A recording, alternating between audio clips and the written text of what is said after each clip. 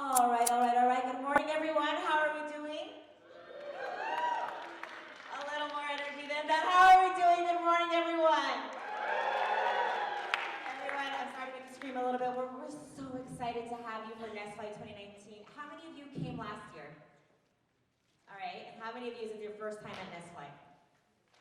Nice, nice. We have so many new people. Well, for those of you that came last year, you know that here at Next Flight, we don't like to waste time. We want to make sure that your experience is max and it's full. And so we're actually going to kick off with our first keynote speaker right now, Guy Kawasaki. Guy Kawasaki is the chief evangelist at Canva. He's also a brand ambassador for Mercedes-Benz, aka this man gets paid to drive a Mercedes-Benz. Nice, right? If some of you are wondering what a chief evangelist, trust me, so was I. Basically, what it means is really just bringing good news. So here to bring us some more good news, to talk a little bit more about what he does, how he got to do these cool, amazing things that he's able to do in his life, we now have Guy Kawasaki. Everybody please, a round of applause.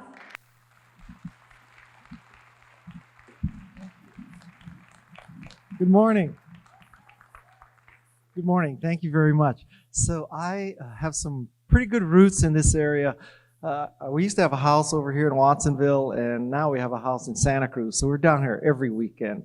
And I have to tell you, I'm aware of many organizations all over the world, and Digital Nest is at the top of those organizations. I just love what they do. So So when Jacob asked me to be your keynote speaker, I of course said yes, and it was without any hesitation. I just feel like a kinship to what he's doing, and I just hope that he helps all of you, as Steve Jobs would say, dent the universe or change the world. So I'm going to give you a little talk called Wise Guy. It is a group of thoughts and stories about my life that I hope I can pass along some of the lessons of my life to your life so that you have a easier, faster, more successful life than even I. A lot of these things I learned from making mistakes, so I hope that at least you'll make different mistakes, okay? I'll start off with this slide to give you a little bit of my background. This is a picture of the Macintosh division around 1984. And I'm in the upper left-hand corner of this picture. You really cannot see me. One of the big mistakes I made in my career is that I did not stand in the front of this picture. I had no idea that Apple would be so successful. So this is probably the largest collection of egomaniacs in the history of California. That's saying a lot because there's a lot of egomaniacs in California.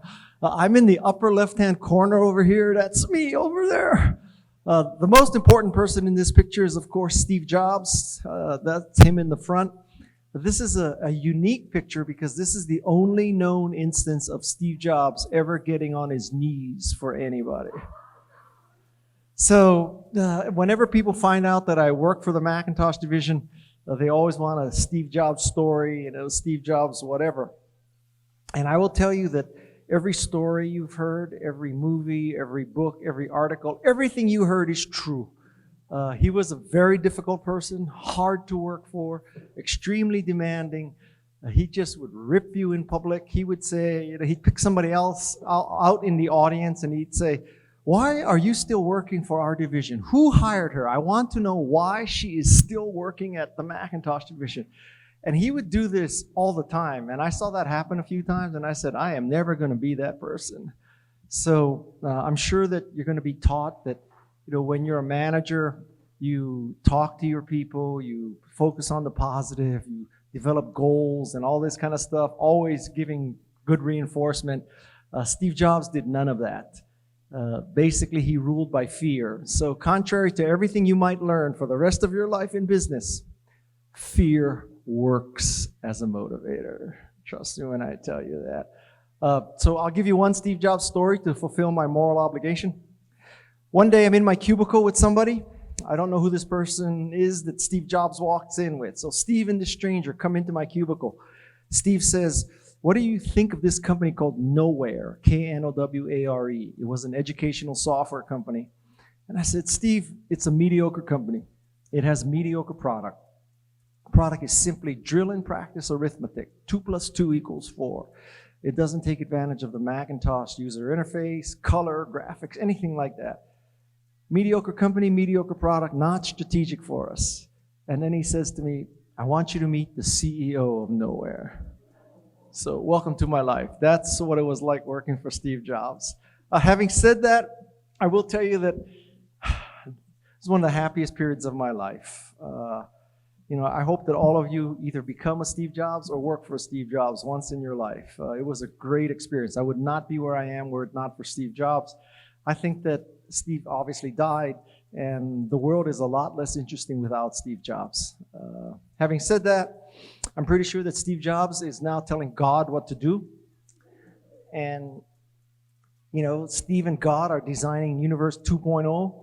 So because Steve is involved with Universe 2.0, I can tell you a few things about it. First, it's going to be late. Second, it's going to be expensive. Third, it's going to be the best universe ever until about 3 p.m. when the batteries start dying. And fourth, and most important, is that none of the cables that work in this universe will work in the next universe. That's my checkered past. I worked in the Macintosh division. I've been a writer and a speaker. Today, I'm chief evangelist of a company called Canva out of Sydney, Australia.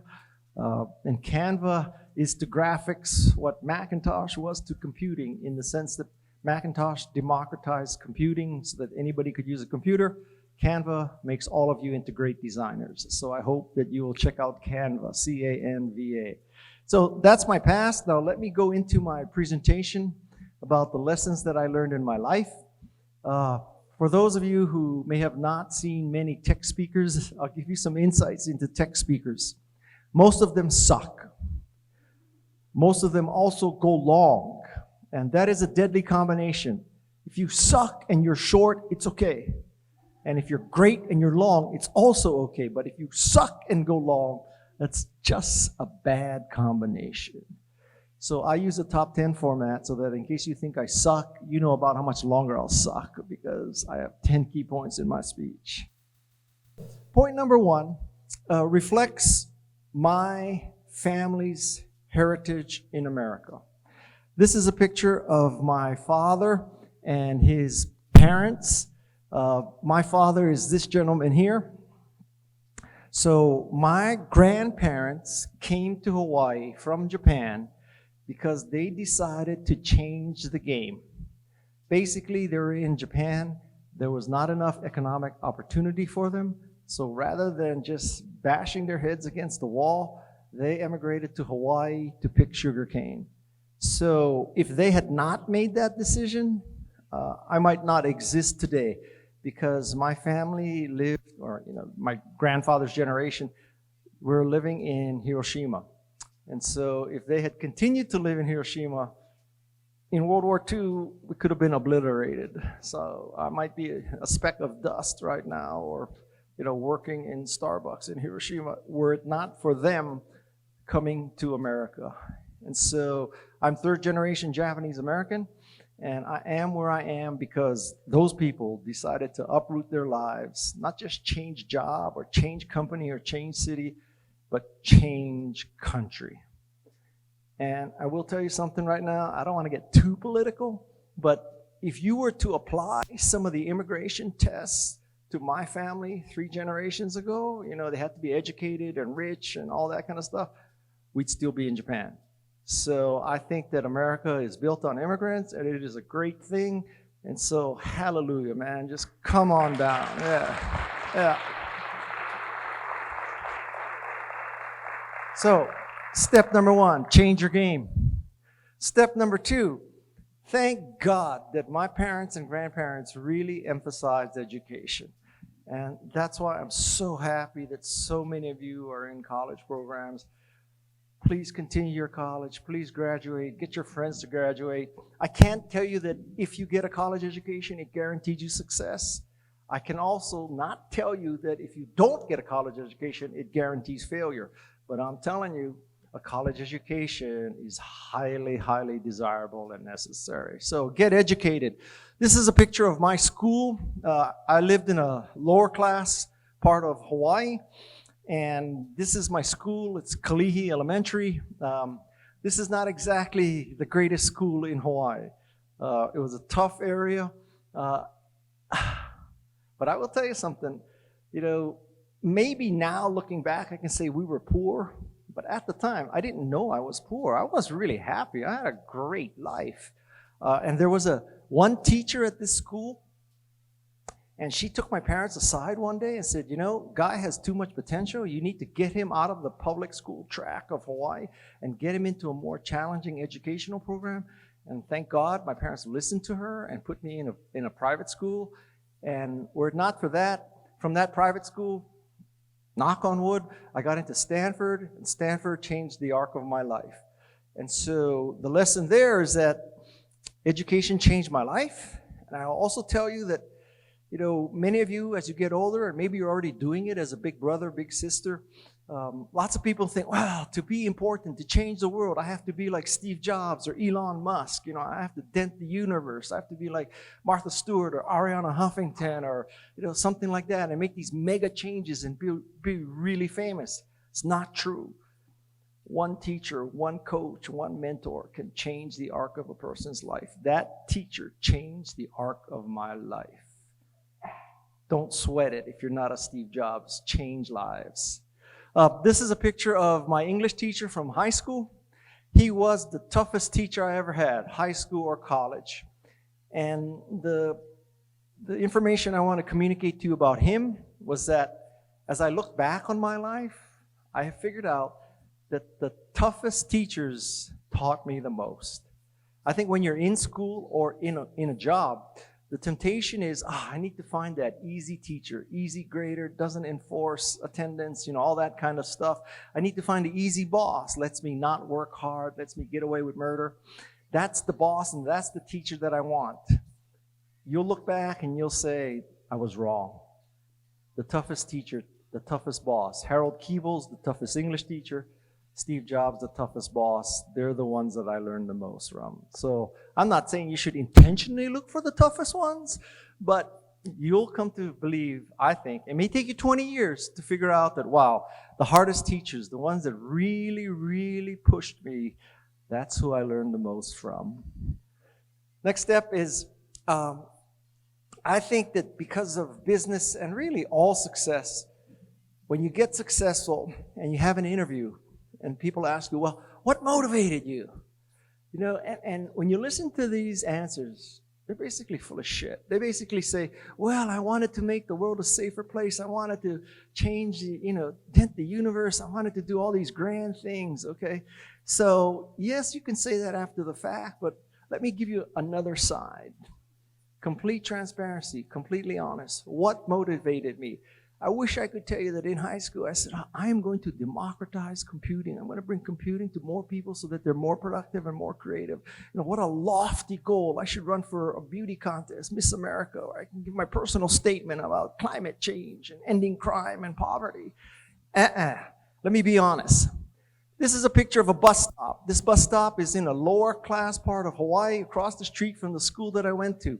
I used to go to this bus stop to catch the bus home. One day I was robbed at this bus stop. And when I got robbed, I decided, Guy, you are going to study hard and work hard so you never have to be in a place where you can get robbed again. This was a great motivation for me. Thank God I was robbed. This is a Ferrari Daytona. In college, I went to Stanford, and I am so old, get this, I am so old, that when I applied to Stanford, being Japanese was considered an oppressed minority. Wrap your mind around that. So the only reason why I got into Stanford because I was an oppressed minority back then. So I get to Stanford, and now you visit schools and you really determine what's the right school and all that stuff. Back then, I applied to Stanford. God knows how I got in. I never visited the college. They said, get on the airplane on, August 15th. I get on the airplane. I get off the airplane at SFO. You get in the van. You go, and there's your school. Never been there before. But when I landed at Stanford, I said, holy cow, man, this is it, man. This is like, I was made to live in California. This is it. This is the land of milk and honeys. So I get there, and one of my roommates was from a very wealthy family. And you have to understand, coming from Kalihi Valley, where I was in a really poor area, and I get a roommate who's from Phoenix, Arizona, from a very rich area. One Thanksgiving or something, I went home with him, and my head exploded. So his father picks us up at the airport in his Rolls Royce, drives us to his house. His house is on the golf course of the Arizona Biltmore Hotel, which is a really nice hotel. So my head is exploding, okay? And then one night we go to dinner at the hotel, and at the end of the dinner, his mother was really tired. So she says to me, will you drive me home in my Ferrari Daytona? Like, pinch me. And so I drove this car.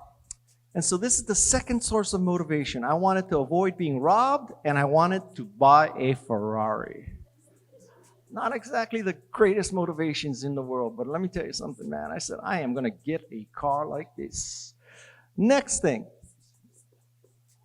This is an even better story.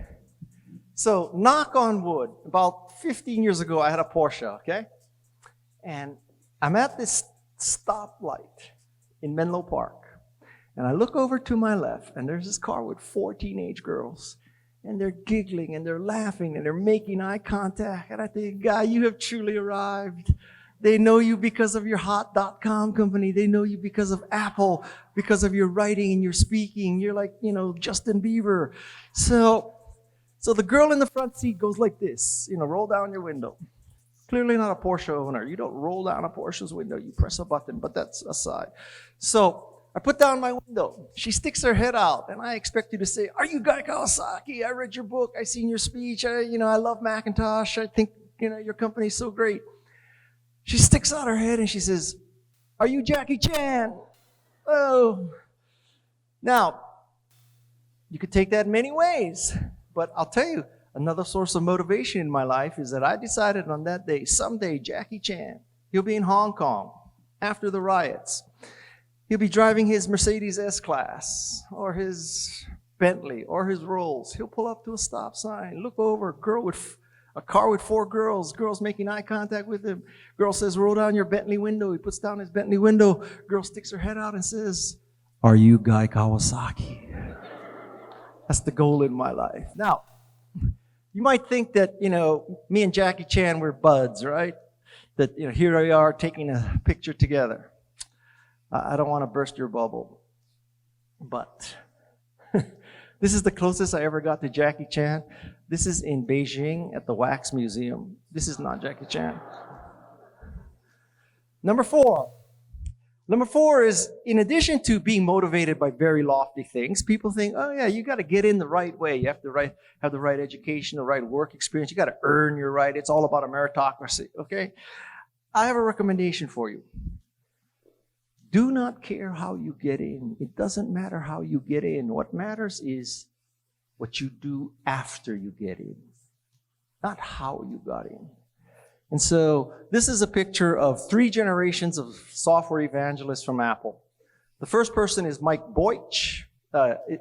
His mother owned that Ferrari that I showed you earlier. So we were classmates at Stanford, and then he went to Apple, and then he hired me to work for him at Apple.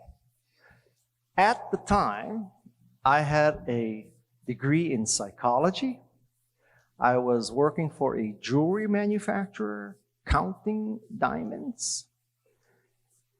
I had no tech in my background whatsoever. On paper, if LinkedIn existed back then, you'd look at my resume and say, this guy is, well, probably not hireable, but certainly not destined for a career in tech. No education in computer science, no background in computer science, no background in computer work at all. Honestly, the way I got into Apple and began my career was nepotism. It was because I was Mike Boych's friend. That's it. I had no qualifications whatsoever. And the lesson that I learned is, man, you may get in because of nepotism, because you went to school with somebody, but the next day, it doesn't matter that you're his friend. The next day, it matters of, are you competent? Are you working hard? Are you doing the best that you can? Don't worry how you got in. Just get in. Next thing. I think that as I look back, when I was younger, I used to look for problems. I used to look that, God, I was ready to be offended. Racism, profiling, whatever it was. So let me tell you a story that changed the arc of that. So this is a picture of me. I'm standing in front of a house we used to own in San Francisco. It's on Union Street. So if you're familiar, Union Street dead ends into the Presidio. Let's just say it is a very, very nice area. Okay? So one day I'm in front of this house cutting the hedge. And this older white woman comes up to me and says, "Do you do lawns?" And I said, I'm Japanese, so you think I'm the yard man, right? She goes, "No, you're just doing a great job cutting the hedge. So I want to know if you also do lawns." It's total bullshit. It was because I was Japanese, right? So right there's a lesson about racial profiling. But it gets better. 2 weeks later, my father visits me. I'm third generation Japanese American. He's second generation, served in the U.S. Army, the whole thing. My father's generation, because he was there during World War II, the Japanese Americans wanted to prove that they were loyal Americans. They bent over backwards. They, volunteered. Even though their parents may be put into internment camps, they still went and signed up for the Army to fight in the war to prove they were Americans. So in other words, my father loved America. So I tell him this story, and I fully expect him to just go off on this story, right? Like, how dare this white woman ask you if you're the yard man? Does she not realize you went to Stanford, you work for Apple, you have written 6 books? How dare she say that to you? He didn't say any of that. You know what he said to me? He said, "Son, on Union Street, a Japanese man cutting a hedge, most likely you were the yard man. So statistically, she was right. Get over it." And I learned a very valuable lesson, which is take the high road. Don't get insulted. Don't look for problems. Give people the benefit of the doubt. Use humor, not anger. I learned that because this woman asked me if I was the yard man, and my father told me to get over it. Don't look for problems. Number 6. Number 6 is, if there is a secret to the success in my life, it is not because I am smart or talented or anything like that. It is because I am willing to grind it out. I love to work. You gave me 2 people. One is a hard worker. One is lazy. The lazy person is smarter than the hard worker. I take the hard worker all day long. Take the hard worker. This is a sweatshirt that was given to the Macintosh division. We used to work 90 hours a week, and we truly did love it. It was the best time of our lives. We were going to change the world. 90 hours a week and love it. You got to be able to grind it out. Number 7. Number 7 is to remember your friends. Be nice to the people on the way up because you're going to see them again on the way down. Remember your friends. This is a picture of Mark Benioff. He's the founder of Salesforce. Multi-billionaire. I gave Mark Benioff his first job ever. He was at USC. I gave him a summer internship to write programs for Macintosh developers so they could see how you write a Macintosh program. So he was my summer intern. Now, Mark was from Hillsboro, near the SFO airport, and Hillsboro is a very nice part of, the Bay Area up there.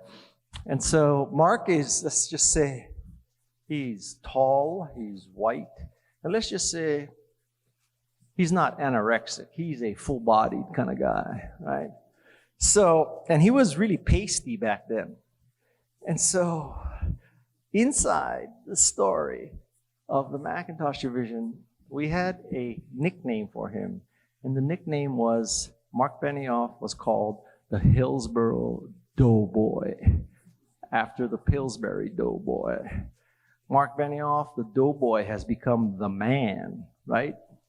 Salesforce donated hundreds of millions of dollars to UCSF Medical Center. So this is not to tell you a story about how I gave Mark Benioff his first job, therefore I'm responsible for all his success.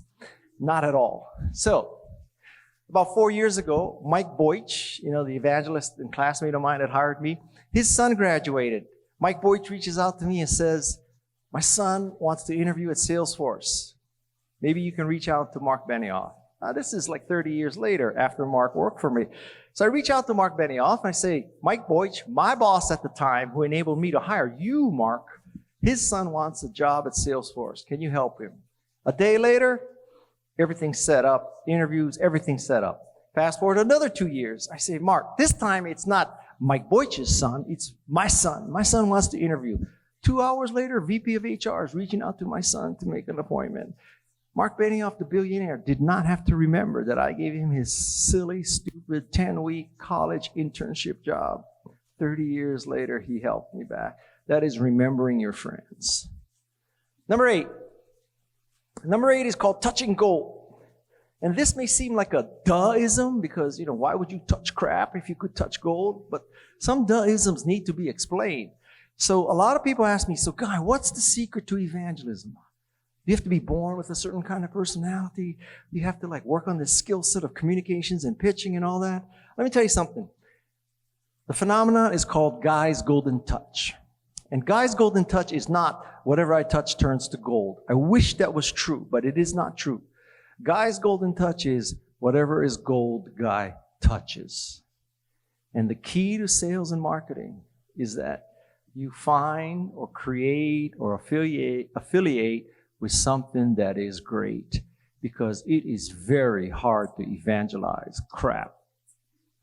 This is a picture of the day that I met the co-founders of Canva. What happened was, this 5 years ago, my assistant who does my social media with me, she was using Canva. How many of you use Canva already? Oh, so you know how good Canva is, right? So she was using Canva to make my graphics for Twitter. So she's posting on Twitter with Canva, and then Canva reaches out to me on Twitter and says, hey, we see that you're using Canva. Would you ever like to talk?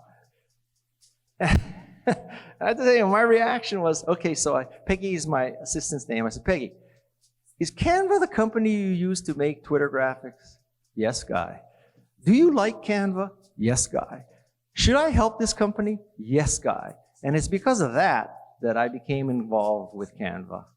Canva is now Australia's second unicorn after Atlassian. And so, the key to my success with Canva is that Canva is so great. I started my career evangelizing Macintosh. I'm ending my career evangelizing Canva. Touch gold. Number 9. Number 9 is very timely for you because you're all undergrads, right? Or most of you are undergrads. So I'll tell you something. When I graduated from college, I really thought, okay, so the learning is over. Structured learning in a college setting is over. I eventually got a master's of business administration, but certainly after that, after getting an MBA, learning is over. Now it's just doing and reaping and making money. And with hindsight, I've come to figure out that perhaps learning truly begins once you graduate. It doesn't end when you graduate. And I like to use a sports analogy. So,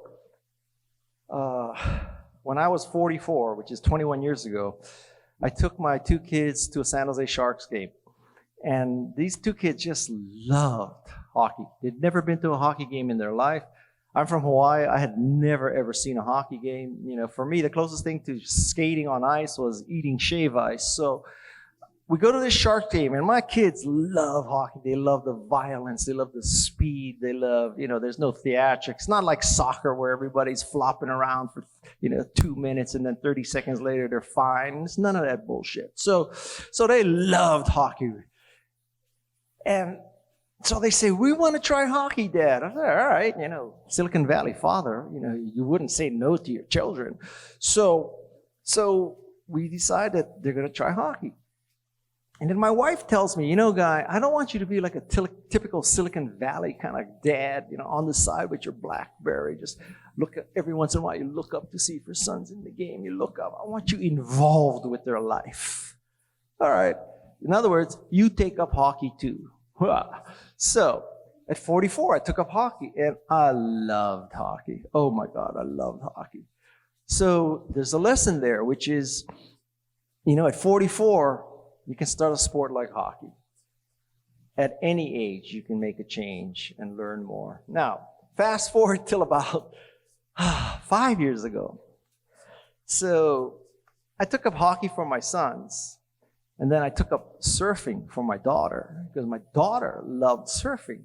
So I don't want to emotionally scar her. Like, I don't want her thinking, oh, Dad took up hockey for my brothers. He wouldn't take up what I took up. So I got to take up surfing, right? I don't want to emotionally harm her. So I take up surfing. And I tell you something. I thought I loved hockey, but OMG, I just love surfing. Surfing is the most difficult thing I've ever tried to learn. And so let's just say that taking up surfing is not optimal at 61 years old. And here's proof. So this is not the ideal position in surfing. But I truly.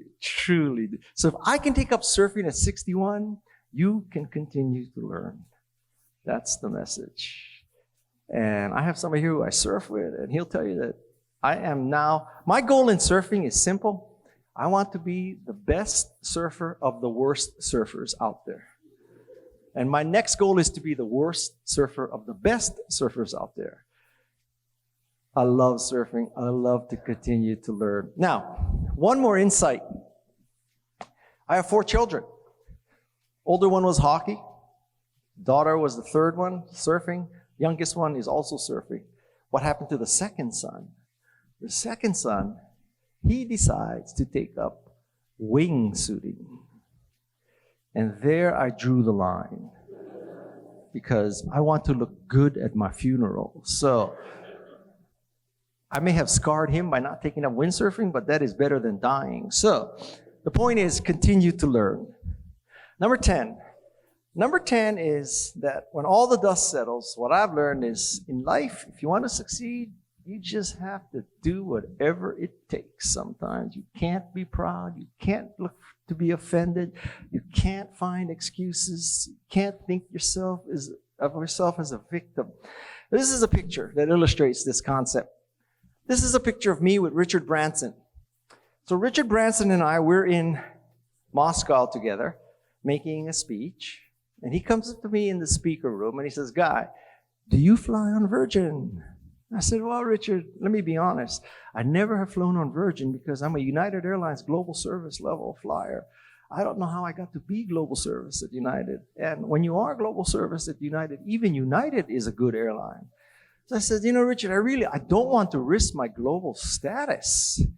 And that's what he did. He got down on his knees and he started polishing my shoes. This is the moment I started flying Virgin. So the lesson here is, billionaire, knight, owns his own island. Yeah, he doesn't have a house. He has an island. He takes Barack Obama kite surfing on his island. And if this guy will get down on his knees to get one more customer, he's going to do what it takes. That was a very valuable lesson. Sir Richard Branson can get down on his knees. We can all get down on our knees and do whatever it takes. Having said that, I had never seen Steve Jobs on his knees except for that picture. Do whatever it takes. The last slide, and maybe the one I want you to remember the most, is a mental framework for how you need to position yourself, what goal you should try to achieve at the highest level for your product, your service, and yourself. This is a very simple chart. On the vertical axis, we have the degree of differentiation, your uniqueness, what's different about you. On the horizontal axis, we have the value of what you are. So if you're out to the right, that means what you do, your product, your service is very useful. If you're high, it means that only you do it. So let's go through all four corners. In the bottom right corner, we have something that's valuable but not unique. Let's say you slap the same Windows operating system on the same generic hardware. You can make money there. Arguably it's valuable, but you always have to compete on price because you're selling the same thing. Dell, Lenovo, HP, sell the same thing. Upper left-hand corner, that's where you are unique. You're the only person or company or service that can do this. But what you do is of no value. In that corner, you are just stupid. The bottom left corner is where you are both. You are both stupid, and there's a lot of other stupid people doing the same stupid thing. That's the worst corner of all. So the corner you need to strive for in your life is the upper right-hand corner. Think of iPod when it first came out. iPod first came out, it was the only way that you could use a device that a mere mortal could operate, that you could get a wide selection of music easily, legally, and inexpensively. It was unique and valuable. So my thought for you, my hindsight for you, the wisdom I want to pass to you is think of yourself. How do you get high and to the right? How do you convince an employer that you are unique and valuable? How do you convince someone you're going out with that you're unique and valuable? It's all about being unique and valuable. That's where the margin is. That's where the money is. That's where history is made, in that upper right-hand corner. Being unique and valuable. And that was my last slide. I have to give you a caveat. It is now 10:38. I have to be in San Francisco to interview Jane Goodall, which is truly an honor. Yeah. So I have to be there at 1 o'clock. Under normal circumstances, I would be happy to stay here and take selfies with you and do all that kind of stuff. But I found out yesterday that I have to be there at 1 o'clock today, and I'm just barely going to make it. And I know, like, I'll tell you a little Elizabeth Warren story. So I don't know if you guys are Democrats or Republicans. I would be astounded if you're Republicans. But anyway, so I heard a story that Elizabeth Warren had a rally in Times Square, okay, a couple weeks ago. And she, after the rally was over, she was in Times Square for 5 hours taking selfies with anybody who wanted to take a selfie. And for that reason alone, I'm going to vote for Elizabeth Warren. So I tell you that story because I too would love for you to say, Guy Kawasaki, he was like so humble. He stuck around. He took selfies with all of us. And there's no problem. That story's not going to happen today because I got to get my ass to San Francisco. Okay, so I'm going to just like get my stuff and I'm going to run out the back and you're never going to see me again. Okay, but I'm telling you why. Okay, it's not because I'm arrogant and I'm like aloof and all that and disconnected. I got to get to San Francisco. Okay, so that's the wisdom I wanted to pass to you. Thank you very much. Great conference.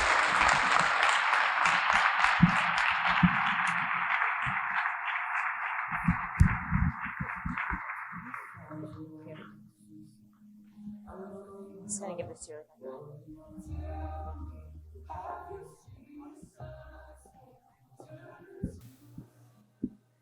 All right, everyone. Can we just get one more round of applause? Let Guy Kawasaki here, who's exiting the building.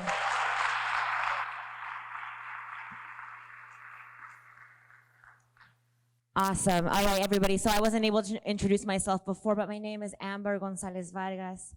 I am the daughter of Marco Gonzalez and Celia Vargas, who you see here on the screen, who was on the screen right before, but they will be right back.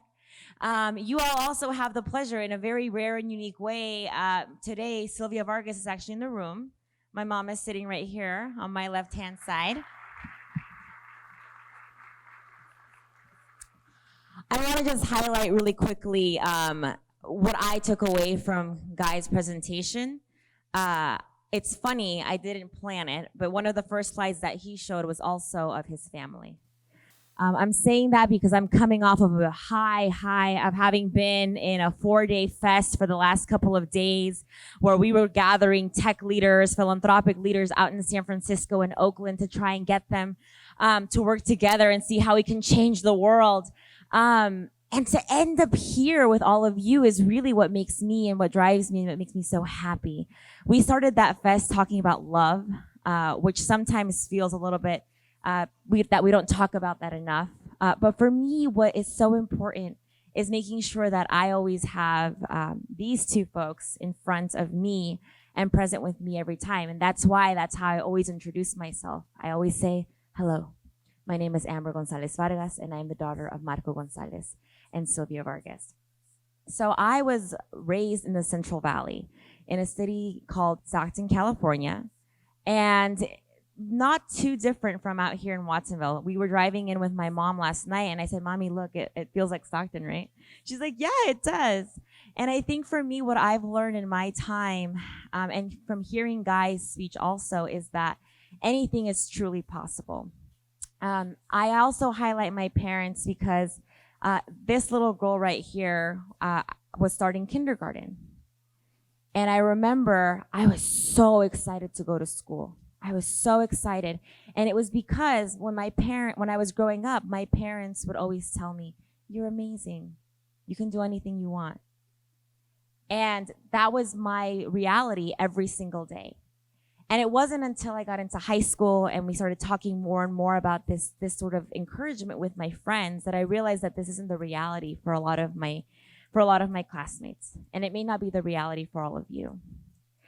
But the reason why we even create something like Nest Flight, where we're able to gather all of you here in one room, is because we believe in you. And we know you're amazing. And for us, it truly is an honor to be sitting and to be standing with all of you today. So if I can just get you all to just give a quick high five to somebody near you. All right, you probably did it with somebody you know, so now do it with somebody maybe behind you, in front of you.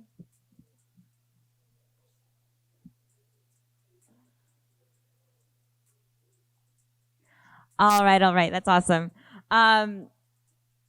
Yeah, so I think what I want to get to at today is that, yes, there's going to be a couple of us that are here on stage. There's going to be a couple of us that are talking throughout the day. But really, the folks that you need to be highlighting, connecting, and uplifting is the people that are sitting right next to you in these seats. Guy Kawasaki said it himself. His freshman year roommate ended up getting him his first job at Apple. You never know who you'll be sitting next to, where they're going to be 10 years from now. You don't know where you're going to be 10 years from now. When I was growing up in Stockton, I didn't know what I was going to do. What changed my life, to Guy's point, was my French high school teacher. She was a former lawyer in Paris who used to work for Coco Chanel, who gave up her job as a lawyer in Paris to go to California because she fell in love with all the US movies. She moves to California and ends up meeting her husband, who was her neighbor, when she first moved here. When she first moved here, she gave up her job. She couldn't practice law. She worked in a department store. And she told them, oh yeah, I used to work at Coco Chanel. They didn't know she worked on patents. They're like, great, so you're a great salesperson. She's like, okay. She's like, Amber, it was so hard. She's like, the first day a woman walked in and said, I want to buy a bra. I didn't know what a bra was. And I was like, yes, of course. So I grabbed her every single item and brought it in front of her. And when I met this woman, and I was like, okay, this person was a lawyer in Paris. She had her own practice in Tahiti. And now she lives in Stockton, California, in the Central Valley, teaching low-income Black and Latino students French. This woman opened my world. Maybe some of you already have that person in your life that's changing your life, whether it's because they're exposing you to new things or maybe because they told you that they believe in you. I want us to keep those people in mind all the time. I truly believe that our leaders, the leaders that we see most are folks that actually remember that. And Guy reaffirmed that for me. by highlighting people like his family, people like his freshman year roommate. So if nobody has told you today that you are amazing, I want to tell you, you are amazing. And I would like for you all to say that to yourselves as well. So if you can please say this with me, I am amazing. One more time, I am amazing. Yes, and this is the mantra that I want you all to carry with. You're going to be meeting so many people. It's going to be recruiters. You're going to be meeting each other. I don't care. You can go say it to each other. You are amazing.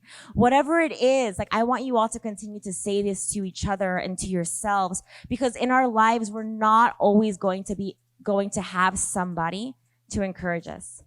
Sometimes we're going to need to look to ourselves to tell ourselves that we are amazing. And someone else who is amazing is the founder of Digital Nest, Jacob Martinez. How many of you know Jacob? You can clap, please. Clap for Jacob.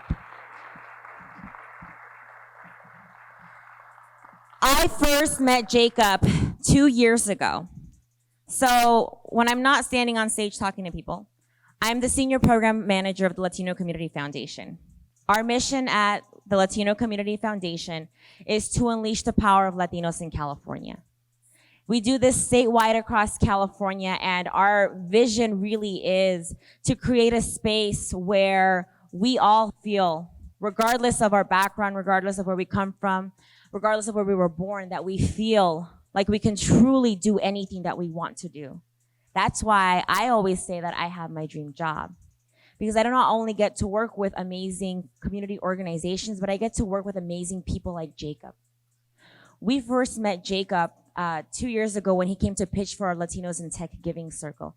And let me tell you, when he left that room, the donors in that room had their hearts changed, and they said, wait, what's going on in the Central Coast? And all of a sudden, it wasn't just the donors in the room, but it was also our foundation that looked to Digital Nest. And we're like, listen, what you're doing is special. How can we help you? Because we truly believe in the power not only of Digital Nest, but in all of you that reside currently in the Central Coast. And we want to see this vision and this mission continue to grow, not just here, not just in Wattsville and Salinas, but all across California. And it could not be possible without a leader like Jacob. So everybody, please give a warm round of applause for Jacob Martinez.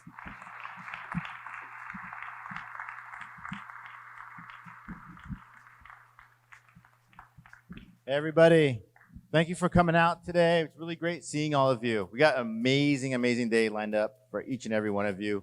We've curated an amazing group of panelists and speakers, so you're gonna just get blown away. A couple of things.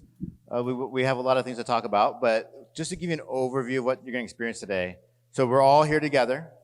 After the session, we're going to be breaking off into different groups. And you're going to be, some of you will stay here. Some of you are going to go to Opportunity Hall where we have over 20 companies waiting there to meet you. Some of you will be going over to Cabrillo, right next to Digital Nest, and participating in workshops. And we got people from GitHub, people from LinkedIn, all these different companies. Right? So it's going to be an amazing day for each of you. The reason why we're doing it, and the reason why we created Digital Nest, was because for years and years and years, we were hearing companies, both locally, say, we wish we could hire more people from the Central Coast, more young people, but the youth here in this community don't have the talent. They don't have the skills we're looking for. Right? And then for years and years and years, we hear Silicon Valley saying, we want to hire more diversity, but we can't find them. The pipeline's broken. So we have to go look elsewhere, right? But every day, living in this community, working in the schools, I would see hundreds of kids walk by me every day with the talent, the skills, the brilliance, the motivation. Right? Many of you, I've known some of you in here since you were in middle school, and I've seen that brilliance in you since you were that young. So we launched the Digital Nest. We said, well, you know what? We're going to bring all that talent. We're going to train them up. We're going to give them the social capital that they deserve. We're going to introduce them to people. We're going to get them in front of the best companies. We're going to empower them. We're going to educate them. We're going to train them up to unleash their brilliance. So that's what we do on a daily basis at the Digital Nest. So we have one right downtown. You come Monday through Friday from 11 to 6. We're open. You just drop in. You come in, get access to all of our tools, all of our resources, all of our connections, our training programs. And then we have another one in Salinas. So you can come to the one in Salinas, and you can come there. Same thing happens there. Right? But these are just the first of 2 centers that we hope that we're going to be opening over the next few years. We want to open more centers around the Bay Area. So we're looking at other communities. We're never going to be in the urban center, right? We're never going to be in the city. They got enough things going on there, right? We're looking at those communities right outside. We're looking at the Tracys, the Stocktons, the Modestos, the Turlocks, the Fresnos, the Napas, Sonomas.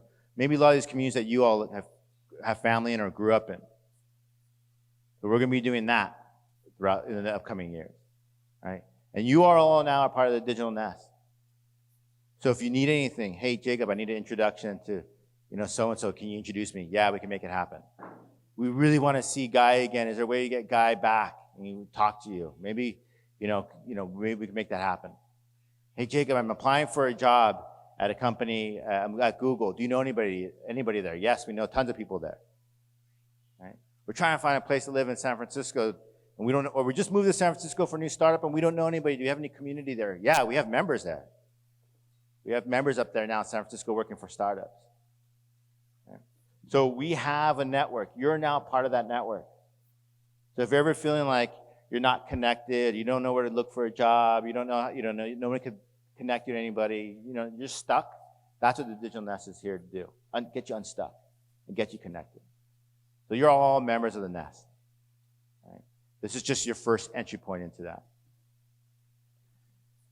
Some of you were here last year. I ran into a guy out front that was here last year, and he's like, hey, I'm still talking with people I met from last year, and we're actually we have a startup that we're launching. So this is an opportunity for you to meet folks, to get connected, to meet new people, and hopefully have lasting relationships. It's going to be a jam-packed day. It's going to be really exciting. One of the things we're going to do, we're all going to do a little interactive thing. And I want you all to take out your cell phones.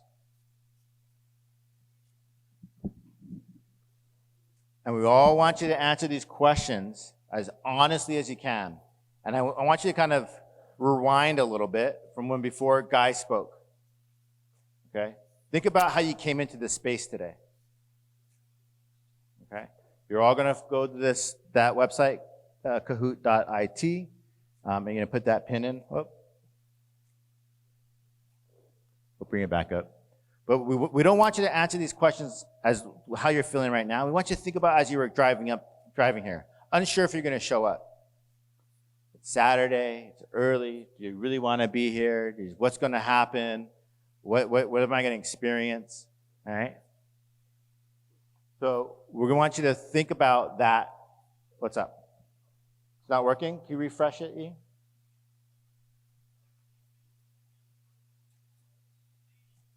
Let's see, maybe we got to refresh it, yeah. Reload, 1 second. All right, classic.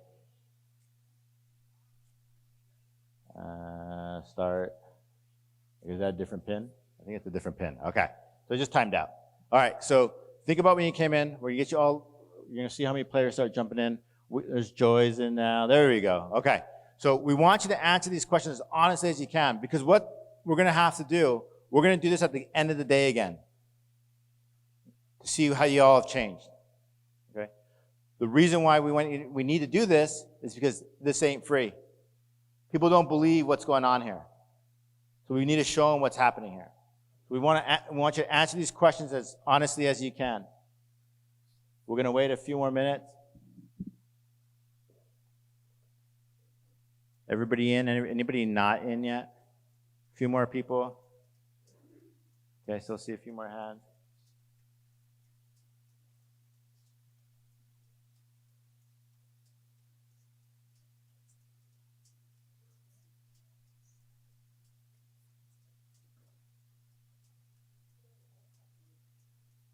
You're going to enter that pin. It's going to ask you for that pin. So if you're stuck, hop out a neighbor. We'll wait a few more minutes.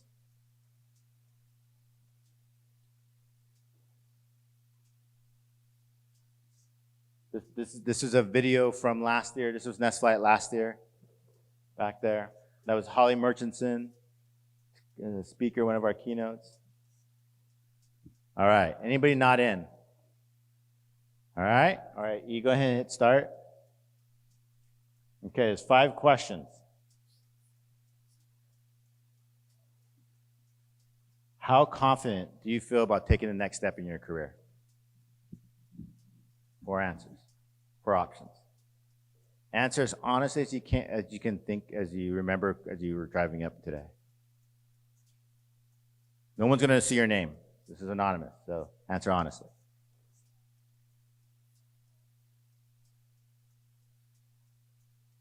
Can't remember how many people were. Is that everybody? Everybody answered 167. All right. Slightly confident. All right. That was the highest percentage. All right, let's go to the next question, Nate. There's only 5 questions. Do you feel you have a connection to a professional that can help you take the next step in your career? A professional, someone that's gonna like hook you up, help you with your next step. Just a yes and no answer, so it should be pretty straightforward.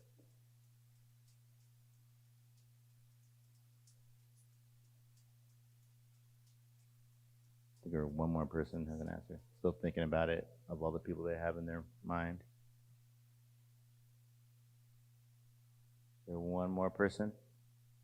About 2 more. And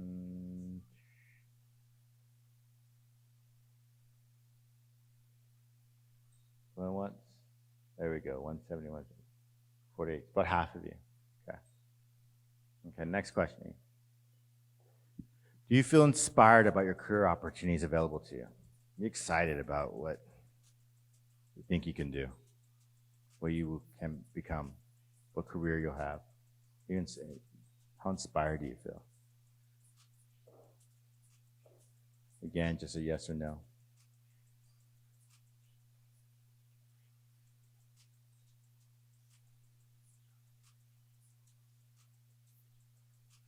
All right.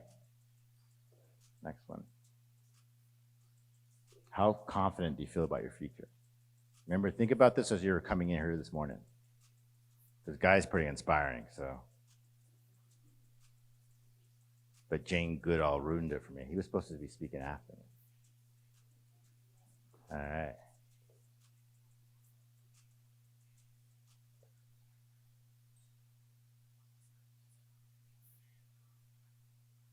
Somewhat confident. All right. Next one, I think this is the last one. How strong do you feel your professional network is? Strong, somewhat strong, unsure, very strong. So I guess unsure should be not strong. Sorry.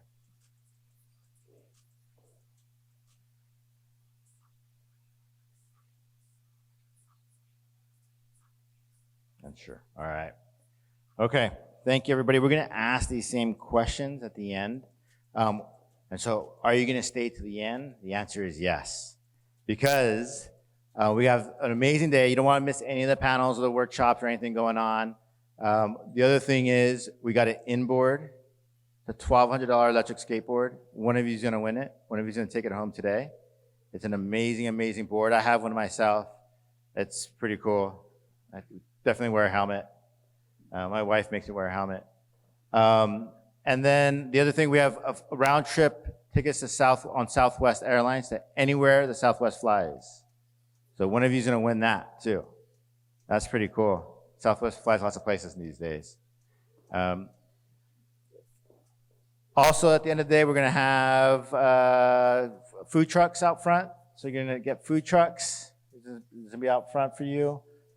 Good lunch. Togo's is sponsoring the lunch. They sponsored it last year. They have tons of sandwiches, plenty of stuff for you to eat. What else am I missing? There's a lounge next to Cabrillo. If you need to kind of take a little break, you need to get something to eat. There's a company called Sonad Chips. They're a new chip company. Go there. One of the people on the chip bag, just they have different people's faces. Her name's April Alvarez. She's from Google. She was the one that actually introduced me to Latino Community Foundation. That's how I got into that whole tech giving circle. She heard me speak and she introduced me to that group. What else am I missing? Anybody there's headshots. If you need a professional headshot, we're doing headshots at the Opportunity Hall. There's companies there ready to meet you. There's lots of media. We have lots of our amazing youth here. They have these orange circles on their shirt. They're going to be asking you for interviews throughout the day. So take your time, interview with them. If you have any friends that were planning to be here but they still haven't shown up, text them. Tell them to get here. It's not too late. They can still show up. So if they're still sleeping in, they partied too hard last night, they can still show up. And tell them we'll feed them, we'll take care of them. It's nice and relaxing. So if you have any friends that maybe they didn't register, they still want to show up, text them. Say, just come on down, especially anybody here in Watsonville, just right down the street. Just tell them to come down. We could register them here once they get here. Okay. So we're going to bring April. Oh my God, I'm going to call you April. Amber. Hi, everyone. I also think that one of the most important things that as Jacob and I were talking about, what we want today is also for everyone to get to know each other a little bit better. Who thinks here that you traveled the farthest to get here today? All right, I saw 2 hands, 3 hands. So let's see, right here, yell it out. Where are you coming in from? LA. From LA, all right. What about you two out here that raised your hand? San Francisco. San Francisco, here? South Central, LA also. Oh, it depends where you are in LA. Where are you in LA? South Central. What street? All right, folks. So, I mean, that's really awesome to know because you want, again, your network, you're only as great as your network. I always say this, like, I fell into this foundation work that I do. I get to meet so many cool and amazing people now that I have this job. But honestly, the only way that I'm able to move and go on do all these cool things is because of the amazing people that I meet. One of my best friends in college, she started a cooperative cafe out in Linwood, California, which is not too far from South Central. You know, and like I cannot wait to see the different things that she does. Who thinks they traveled the shortest to get here today? Last one, those people close. I think with streets, right? What about you right here? Yeah, that's pretty close. Did he win? Yeah. Yeah. Oh wait, we got one right here. Okay. So, count your steps. All right, so we're going to do the photo. Yeah, so one of the things that we also want to make sure that people know throughout this entire event, listen, Jacob said it earlier already today, like we can only continue to tell funders, people, companies, about how amazing you are if they know how amazing you feel about coming to an event like today. So we want to make sure that throughout your social media, whatever it is that you use, whether it's Instagram, Twitter, Facebook, that you're using hashtag Nest Flight and hashtag Digital Nest. Tag Digital Nest. You can tag me or Jacob also as well. Whatever makes it easier to make sure that we're really amplifying the work that we're doing here today and also the connection pieces. Speaking of connection, we also now want you to take a selfie with us.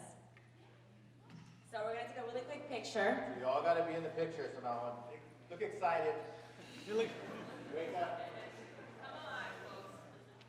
All right, can we see everybody?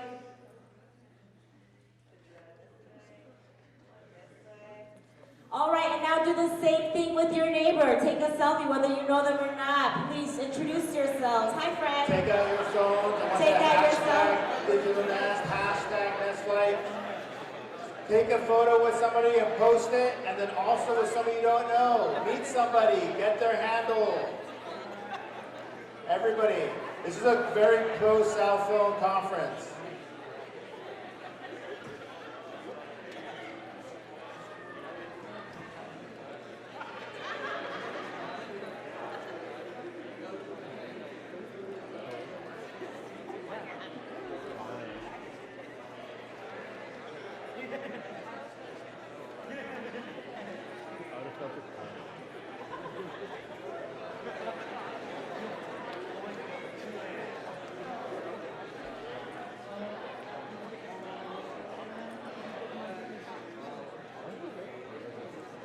So now you can just get your cell phones out. There's energy. I'm loving it.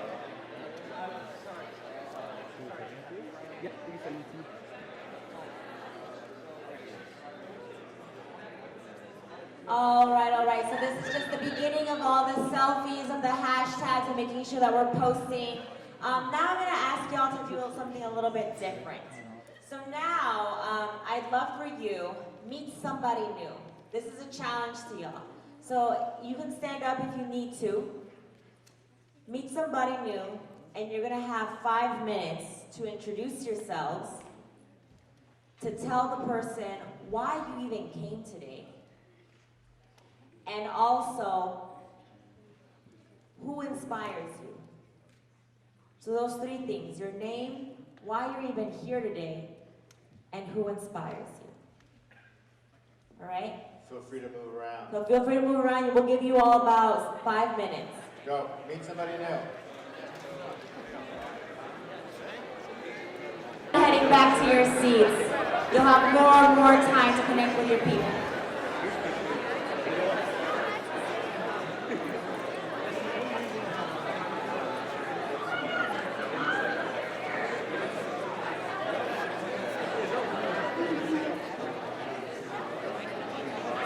That was a warm-up because you're going to be doing that all day long, meeting people. Awesome. All right, folks, thank you so much. Thank you so much for finding your way back to your seats. All right.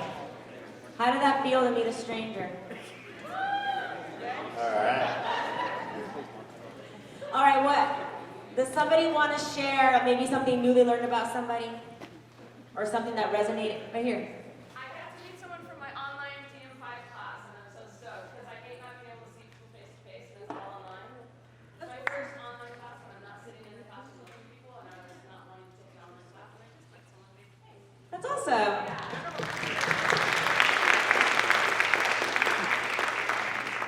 I see the 2 LA guys back there connecting. Now they know. South Central. Who else? Right here in the front?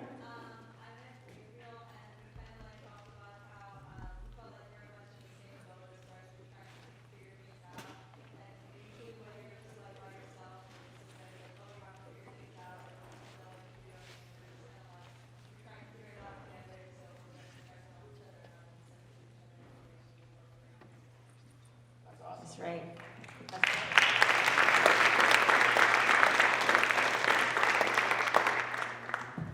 Maybe let's have one more reflection on how that felt. One more, come on, one more brave soul out there. It's afternoon now, it's not too early now.